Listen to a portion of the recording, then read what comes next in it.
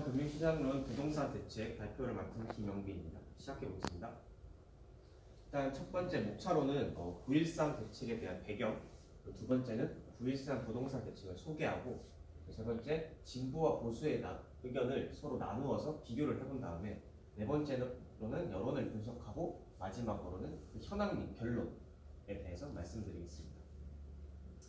일단 첫 번째로는 일단 9.13 대책 배경인데, 일단 9.13 대책의 배경으로는 일단 아무래도 종부세 강화가 가장 큰 화두가 되고 있기 때문에 종합부동산세가 무엇인지부터 알아보도록 하겠습니다. 일단 종합부동산세라고 하면 여기 보면 매년 6월 1일 부동산을 일정 기준 이상 보유하고 있는 사람에게 부과되고 있는 세금인데, 이 세금이 일정 기준을 초과한 사람한테만 누진세율을 적용하는 겁니다. 이렇게 종부세가 나오게 된 이유는 부동산 투기 수요를 억제하여 이렇게 부동산 가격을 안정시키기 위한 목적으로 2005년부터 시행이 되었습니다. 일단 이제 9.13 대책의 배경으로 이렇게 아파트 매매 물가별 변동과 이렇게 그리고 2016년, 17년도 아파트 전세 물가 그 동향에 대해서 이 두 개를 가지고 설명 한번 해보겠습니다. 일단 아파트 매매 물가별 변동을 보면 이렇게 2018년 4월부터 7월에서 8월 사이까지는 전국적인 시장은 상승세가 둔화되어서 거의 일정하다고 분포를 볼 수 있습니다. 하지만 수도권을 보면 수도권도 한 8월, 7월부터 이렇게 증가하는 걸 알 수 있고, 이렇게 수도권보다는 강북, 강북보다는 강남, 이런 지역, 특정 지역에 대한 가격 상승이 엄청 두드러지는 걸 알 수 있습니다. 근데 여기 또 전세 물가 동향을 보면 상승세긴 상승세지만 전국적으로 보면 점점 상승세가 하락하고 있습니다. 점점 0%에 가까워지고 있는데, 이렇게 보면 수도권, 강북은 아무리 또 감소를 해도 강남 지역은 전세 물가가 유독실히 상승세가 지속되고 있는 겁니다.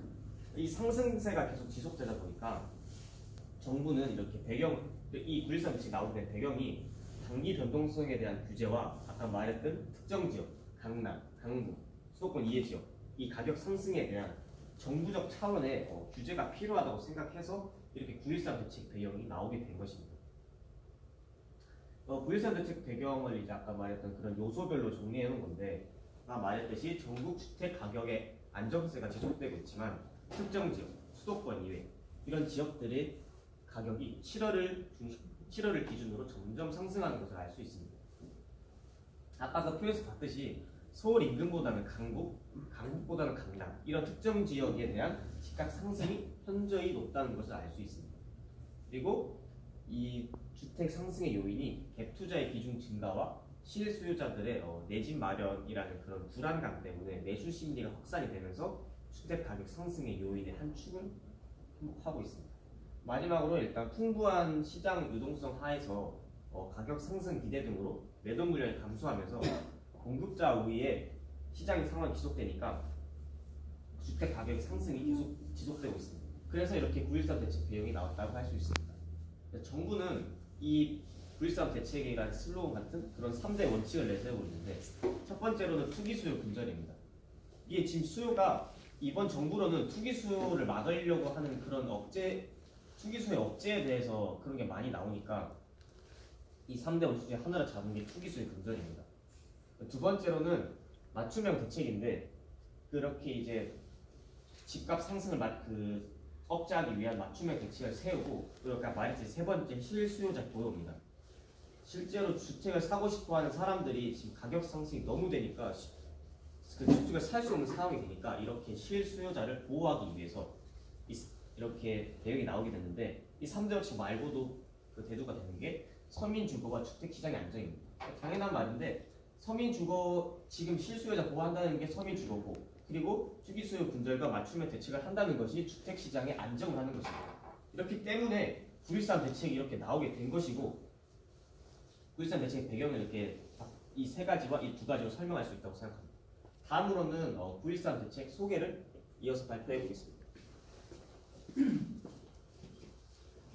이번에는 부동산 대책에 대해서 구체적으로 살펴보겠습니다. 첫 번째로는 추가 과세입니다. 일단 이 추가 과세는 아까 전 발표자께서 말씀해 주셨던 종합부동산세에 관한 추가 과세입니다. 강남 같은 조정 대상 지역의 2주택 이상 보유자들이 보유자들에 대해서 추가적으로 과세하는 것인데요. 현행 대비 최소 0.1%에서 최대 1.2%까지 세율을 인상하도록 하겠습니다. 두 번째는 세율 인상입니다. 아까 전에 봤던 것은 조정 대상 지역에 대한 추가 과세이고요. 그에 반해서 이 세율 인상은 조정 지역 밖의 이주택 및 고가 주택 구입자에 대한 세금 인상이 아니라 과표 3억에서 6억 구간을 새로 신설하여서 다른 곳에 대한 과표에 대해서는 현재 세율을 유지하고 이 3억에서 6억에 대한 과표 구간에 과표 구간에 세율을 새로 만든 것입니다. 이렇듯 다른 곳은 현행 유지인데 0.2%에서 0.7%까지 세율 인상하도록 한 것을 볼 수 있습니다. 세 번째는 세부담 상향 조정입니다.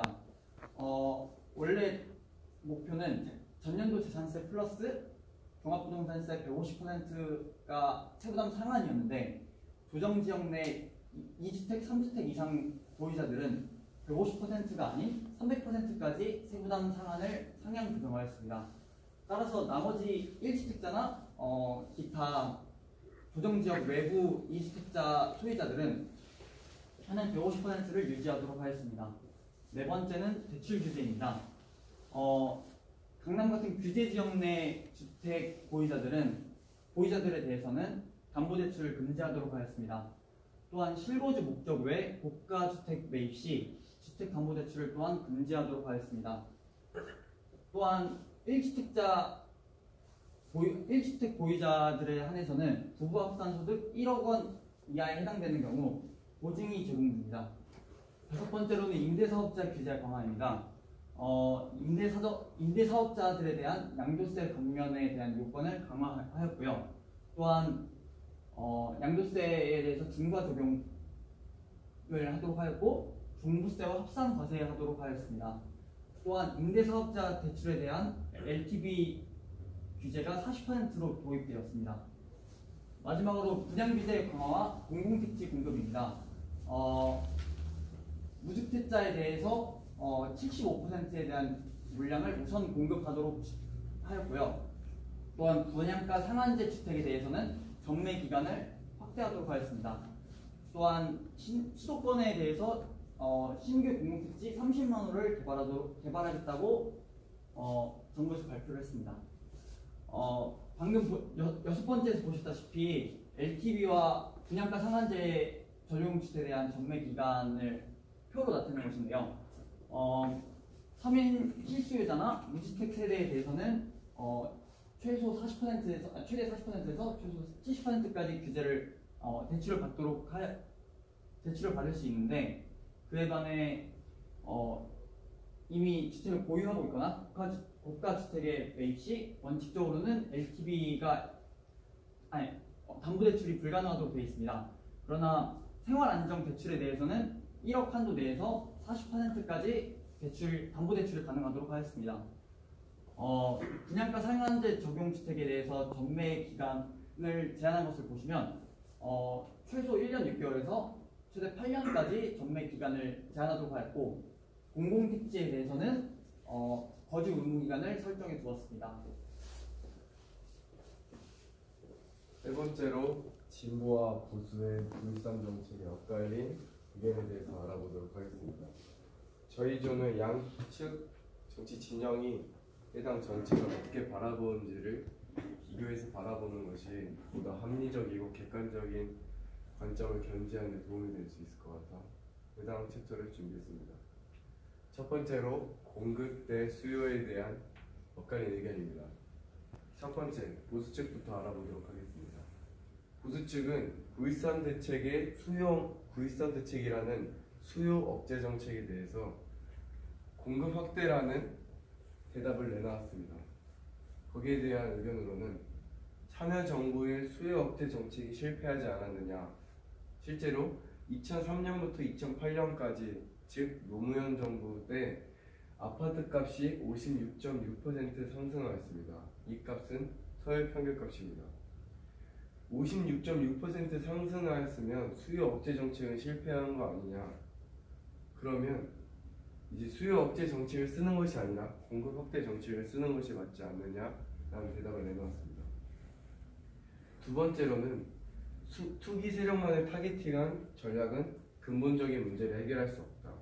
이 말은 즉슨 지금 아파트 값이 오르는 것은 투기 세력이 잘못해서 그런 것이 아니라 여러 가지 요인들이 복합해서 나온 결과물인데 투기 세력만 가지고 너무 뭐라는 거 아니냐라는 의견입니다. 거기에 대한 진보 측의 대답으로는 참여정부 시기 때는 외환위기 여파에 따라서 다양한 요인 때문에 집값이 상승한 것이고 그때 전 세계적으로 집값이 과열되었었는데 한국은 그에 비해서 심한 편은 아니었다. 그럼 다들 떨어지는데 우리는 덜 떨어졌으니까 어느 정도 수요 억제 정책이 성공한 거 아니냐라는 대답을 내놓았습니다. 그리고 진보 측에서는 근본적인 문제를 해결할 수 없는 투기 세력 타겟팅 전략에 대해서 우선적으로 투기 세력을 잡아야 다른 세력들도 같이 죽고 그리고 지금 억눌린 세력이 올라올 수 있다라고 대답하였습니다. 두 번째, 1주택자도 보유세 폭탄이라는 질문에 대한 대답입니다. 보수 측은 주로 네티즌들의 의견을 기반으로 의견을 내세웠습니다. 정책 기조가 소득 주도 성장에서 세금 주도 성장으로 바뀐 것 같다. 이 말은 문재인 정부가 처음 나올 때 소득 주도 성장을 굉장히 내세우면서 나왔었는데 지금 하는 정책들을 보면 세금 주도 성장으로 바뀐 것 같다라고 풍자한 것입니다. 이 아래의 이미지는 실제 네티즌들의 여론인데요. 그중 댓글 하나 읽어보겠습니다. 이대로라면 서민 죽이기네요. 서민은 서민답게 어휴 집 사서 다행이다 라는 비판적인 어조가 담겨져 있습니다. 또한 전체적인 글을 읽어보면 평균 집값이 7억이고 평균 이하의 집 소유자도 종부세를 낼 판이다. 이 정도면 사회주의 아니냐. 서민이 종부세를 낸다는 게 사회주의가 아니고 무엇이겠냐 라는 의견이 있습니다. 이에 대해서 진보 측은 보유세에 대한 개념을 우선 확립했는데요. 보유세는 모든 사람이 내는 세금이 아니라 잘 사는 사람이 내는 웰빙세다라고 주장하였습니다. 그리고 사회주의가 아니냐라는 비판적 의견에 대해서는 실제로 데이터를 가지고 왔는데요. 그 데이터는 바로 이 그래프입니다.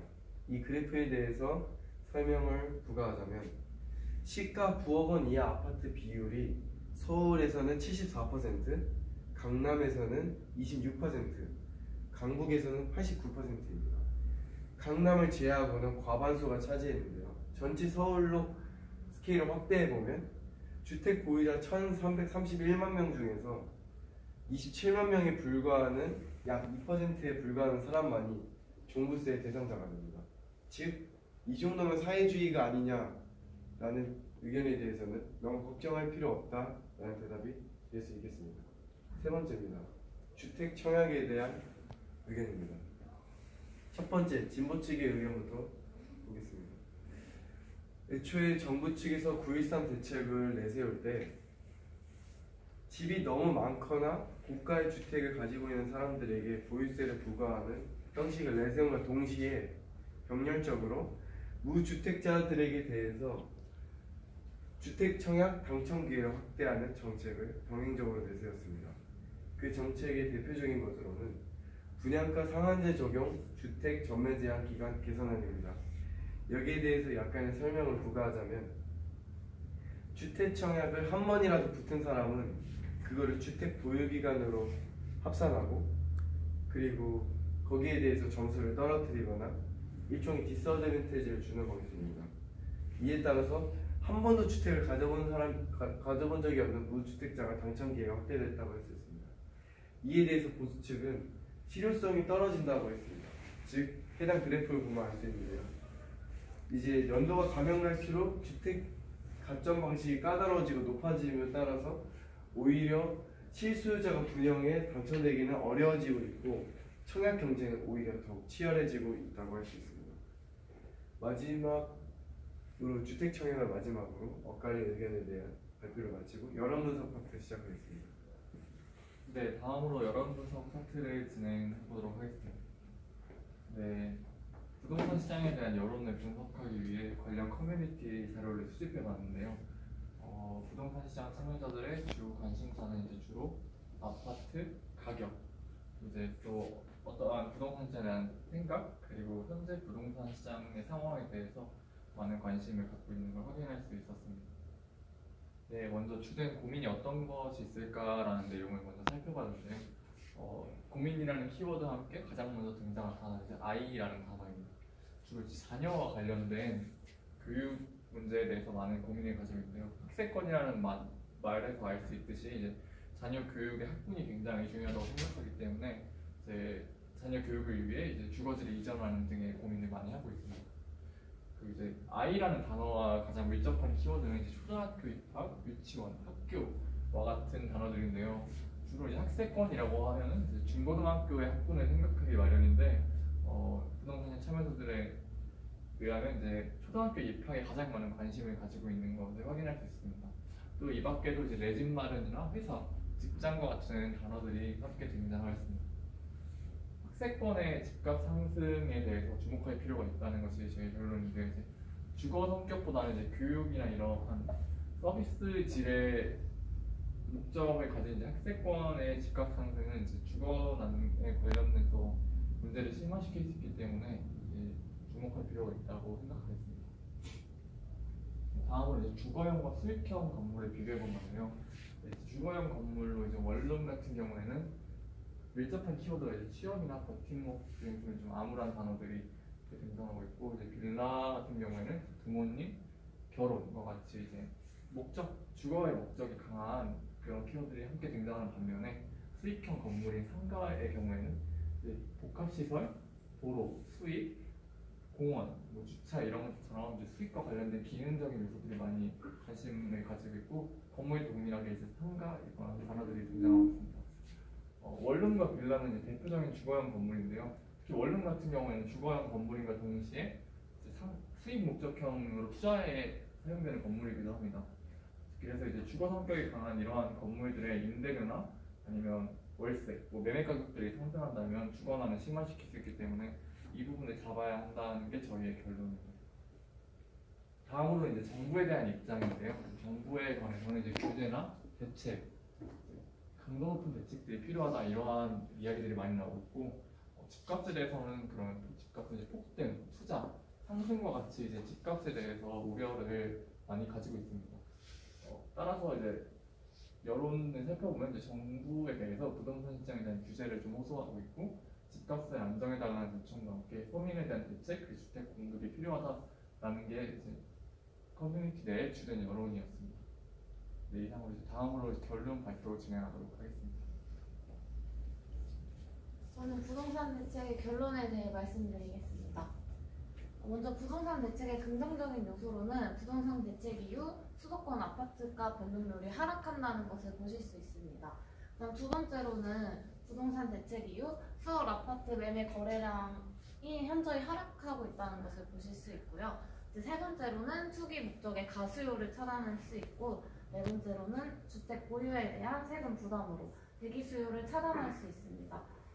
그 다음으로는 분양 시장이 무주택자 위주로 변화할 수 있고요. 마지막으로는 수도권의 주요 분양 물량을 연기할 수 있습니다. 그 다음은 부동산 대책의 부정적인 요소에 대해 설명해 드리겠습니다. 대출 및 가세 강화로 이제 좋은 집을 한 채 사는 것에 대한 쏠림에 따른 시장 양극화 현상이 지속될 수 있다는 것입니다. 두 번째로는 분양 시장에 대한 선호 현상이 계속 높아진다는 것이고요. 세 번째로는 보합에서 상승으로 바뀔 가능성이 아주 많다는 것입니다. 네 번째로는 다주택자들의 세금 증가로 전월세 시장으로 수요가 몰리게 되는 가능성이 많다는 것이고요. 그 다음으로는 이제 대출과 세금 규제로 집값을 잡는 데는 한계가 존재한다는 것입니다. 그 다음으로는 부동산 대책의 결론에 대해 말씀드리겠습니다. 이제 부동산 대책과 같은 과한 규제는 거래자들을 전월세 시장으로 수요가 몰리게 할 수 있습니다. 만약 지금은 안정적으로 가고 있지만 만약 시장의 수요가 집중된다면 그에 따른 부동산 가격도 상승하게 될 수 있습니다. 따라서 현 정부는 9.13 대책에 이은 추가적인 대책을 강구해야 된다고 생각했습니다. 저희가 생각한 추가적인 대책은 규제를 안정화하면서 주택 공급을 확대해 주택 공급의 대상이 무주택자가 되게 하는 것입니다. 만약 무작정 주택 공급부터 풀게 된다면 투기 세력들이 이 제도를 악용할 수 있기 때문에 이러한 대책들이 선행되어야 한다고 생각했습니다. 들어주셔서 감사합니다.